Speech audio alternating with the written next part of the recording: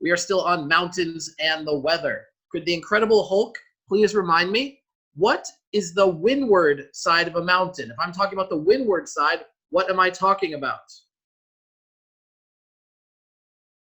Where did the Incredible Hulk go? There she is. Fiona, you're the Incredible Hulk, by the way.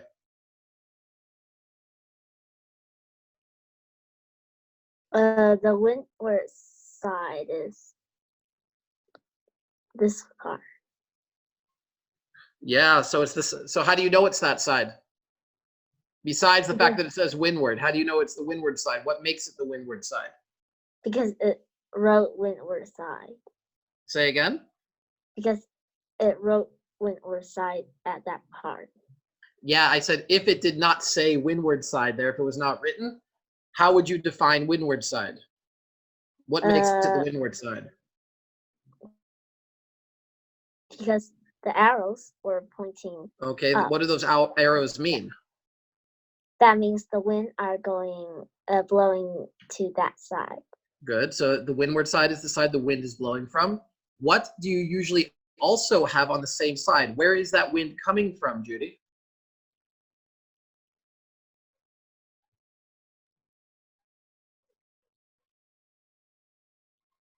Where's that wind usually blowing from? What do you usually also have on the windward side?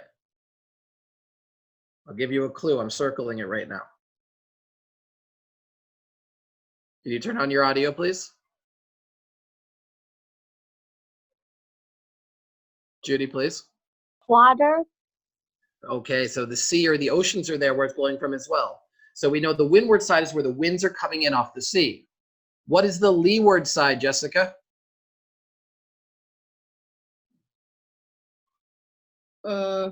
The leeward side is the opposite of the windward side, which has less grass and it's more dry.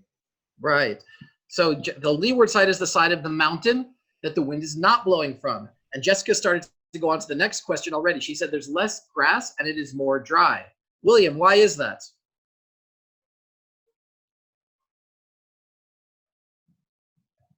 Why is the leeward side more dry? Because there's no rain.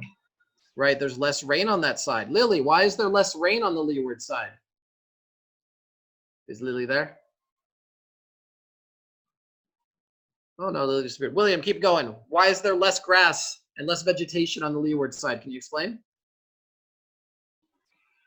Because most of the rains falls to the windward side. That's true. And when the rain gets to the leeward side, there's not much rain. Okay, so that makes sense to me. Lily, are you there now? I want to give you a chance to talk to Lily. Can you turn on your camera if you're there? I'll give Lily a question when she comes back. Let's go back to Jessica for now. So Jessica, if we look at this map of Hawaii that we talked about last class, let's look at this one on the upper left here. This is the big island of Hawaii. Why does this map show lots of rain over here and not so much rain over here? Feel free to use your voice and the annotate feature if you like. Because the leeward side is the windward side and it's where the wind would blow from. Right, the wind's blowing there, and what is right here?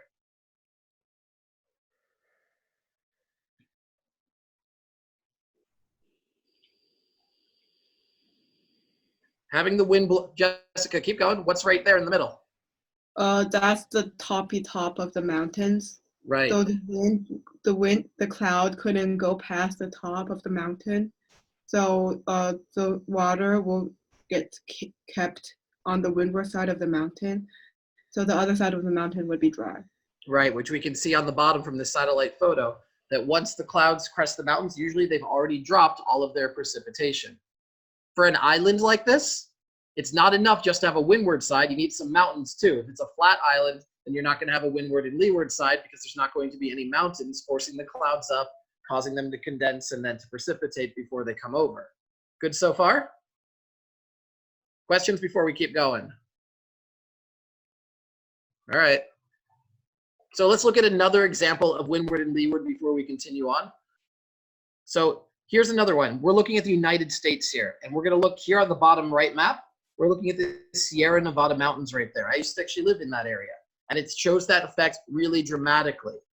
Once again, if you're over here in California on the coastline, you have lush greenery, trees, bushes, good for growing crops.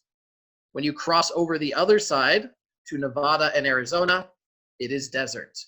Very, very little can grow there. And it's almost entirely caused by this phenomenon called a rain shadow that we have been learning about. I'm not going to take questions now because I think you guys got it, and we're going to have an activity in a moment in which you guys will be able to demonstrate all the knowledge that you've learned in this class so far. Here's an overhead picture of the Sierra Nevada mountains. So once again, if you're on the California side, on the windward side of the mountains, this is what it looks like. If you cross over the mountains just to the other side, this is what it looks like here in the Great Basin Forest. And on the top, you can see a satellite photo showing the same phenomenon. Notice that in the middle, we still have an area where there's snow on top of the mountains all year round because it's above the snow line. And that will stay cold all year long because it's tall enough there for the snow to not melt, because as you go higher up, what happens, Lily? When you go higher up a mountain, what happens to the temperature?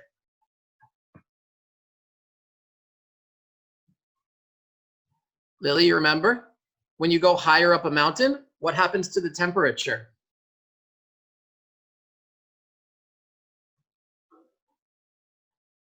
Colder or hotter? I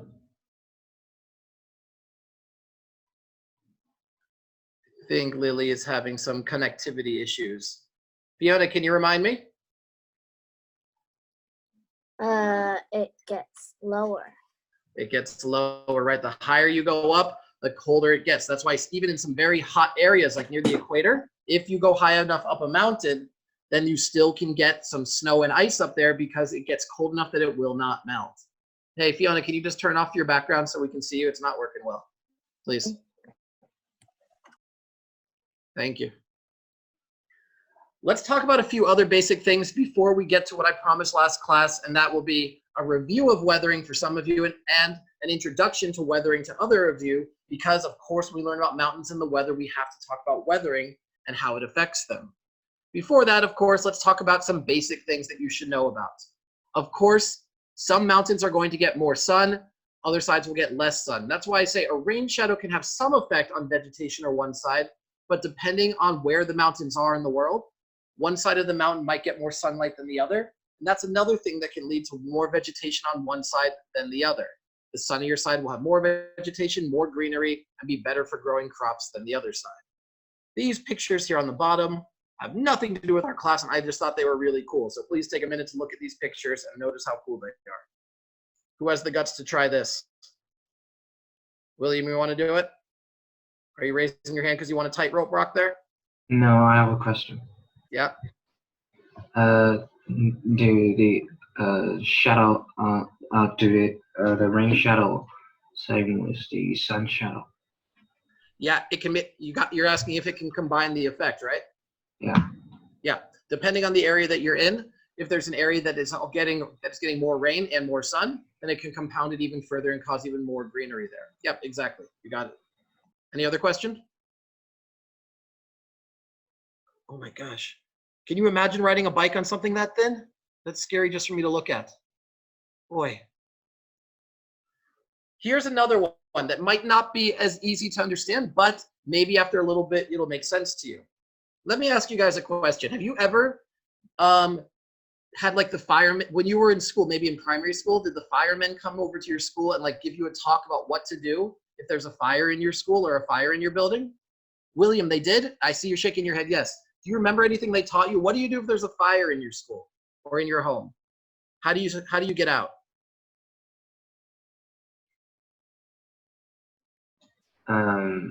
You get out by stairs.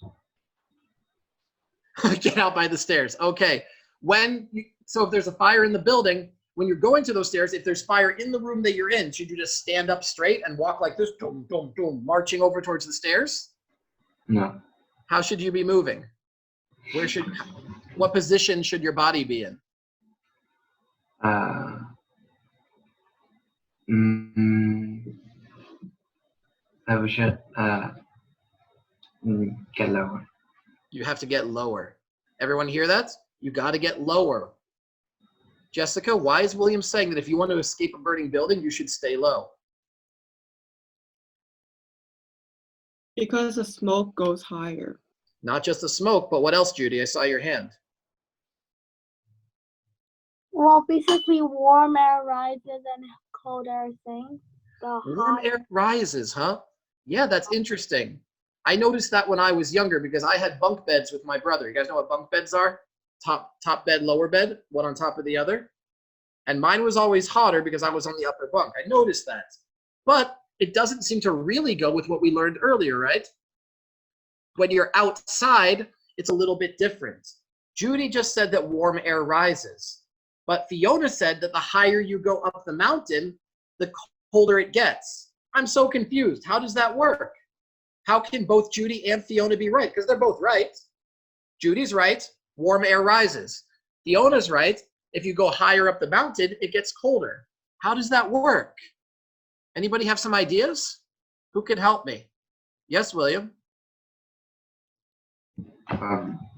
And just a guess. Maybe a warm unit goes up, and if it's high enough, it will turn to cold air. It's just like that. It's to a point.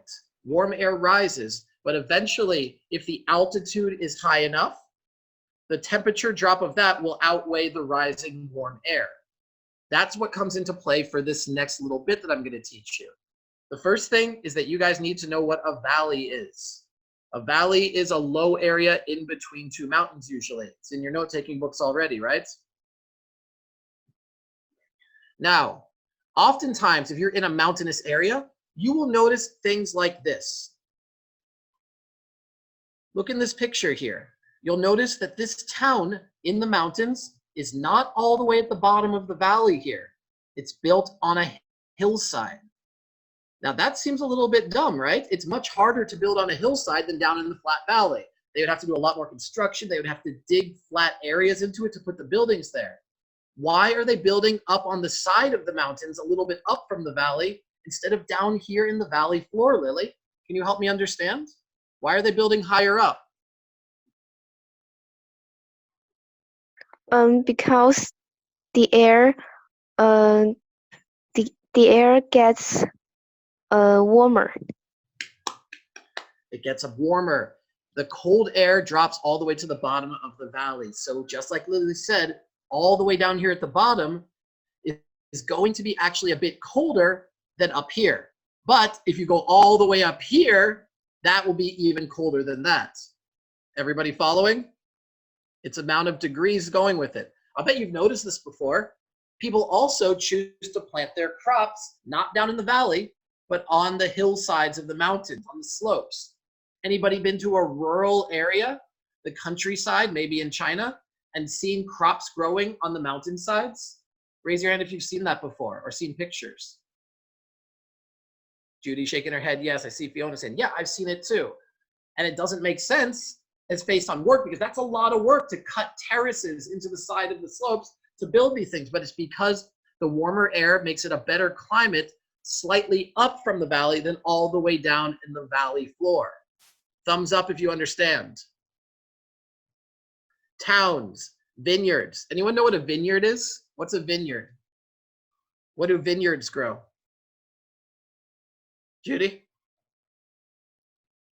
I think they grow grapes for wine.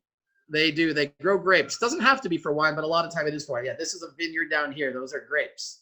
Vineyards, orchids, fruit orchids. Orchids are big groups of fruit trees are going to be built up the mountain slopes, not all the way down at the bottom. Any questions so far? Make sure you have valley and the understanding of why people build and grow crops not all the way down in the valley, but slightly higher up. Once again, using this top picture, cold, coldest, somewhere in the middle. You don't want to be on the mountaintop, of course. Nothing grows up there. But you don't want to be all the way down in the valley either, because that's where the cold air will drop. The warm air will rise slightly above the valley floor.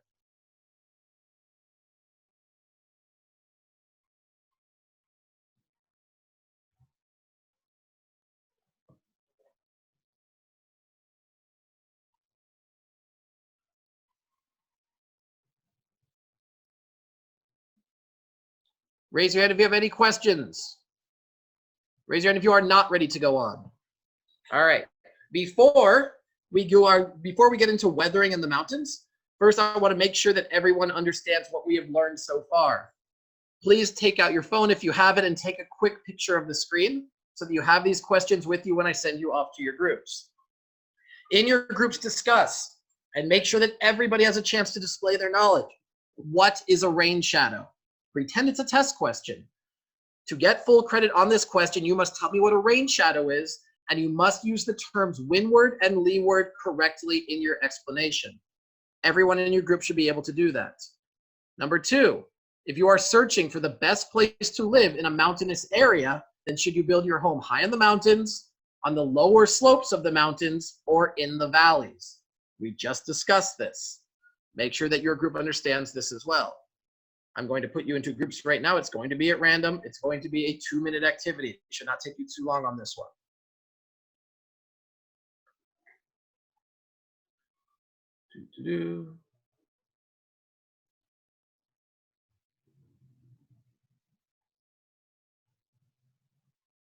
All right, group 1, Jessica and William. You guys work together. Make sure everyone has a chance. Group 2, Fiona, Judy, Lily. Judy, group leader for me, okay, please. Make sure everyone has a chance to participate. And Judy, it's your job to make sure that everyone in your group understands these 2 concepts before returning.